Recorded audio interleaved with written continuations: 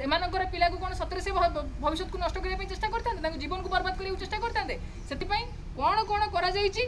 UGC जो guideline करमर जी अच्छा Nikhil Odisha DElEd छात्र संघर जी अच्छा सभापति चंदन विश्वाल आपको विस्तृत भाव में जनइबे। भाई साथी सहयोगी समस्त को सर्वप्रथम क्रांतिकारी अभिनंदन संग्रामी शुभेच्छा। आज गोटे संवेदनशील घटना आमर ओडिशार समस्त डीएलईडी द्वितीय वर्षर छात्र छात्री ऊपर गोटे अन्याय अत्याचार होउची जे जितेबाला आमर जून 30 रे नोटिस अनुसार जून 30 रे सेशन सरुची कोर्स सरी विधिवत भाव में सब शैक्षिक कार्यक्रम होपर परीक्षा हवा कथा किंतु सरकार से तांकर स्वार्थ केंद्रिक चिंताधारा हो कि आउ जहाँ भी हो से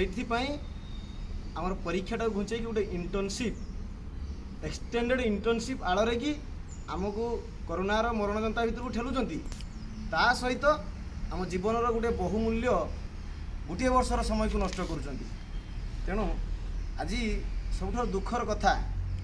जे पृथ्वी इतिहास रे छात्र माने आंदोलन करती अन्याय को विरोध करती आज भी करुच्ची आज भी करुँच किंतु आज ये आंदोलन अभिनव जे प्रथम करी आमे सरकार पाखे दाबी रखी परीक्षा कर एटा आपण माने बुझी पारते सरकार दुर्बलता केते। तेणु मोर कहवा कथा यूजीसी काली नोटिफाई करचंती पेपर रे विज्ञप्ति देइचंती जे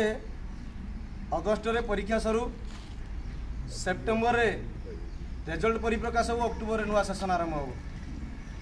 तेणु आमर जदि अक्टोबर रे नुआ सेशन आरंभ हो डीएलईडी छात्र छात्री मानकर परीक्षा जदि हेई नथियो त सेते पर्यंत ताने आमर उच्च शिक्षा रु वंचित संपूर्ण भाव हो एटा कन्फर्म। तेणु आमर आज दाबी जे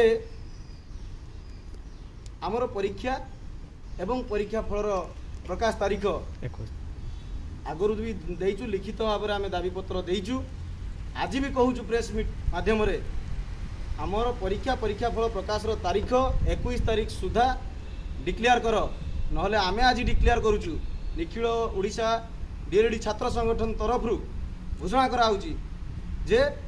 23 तारीख दिन नवीन निवास घेरो हम हजार हजार संख्यार डीएलईडी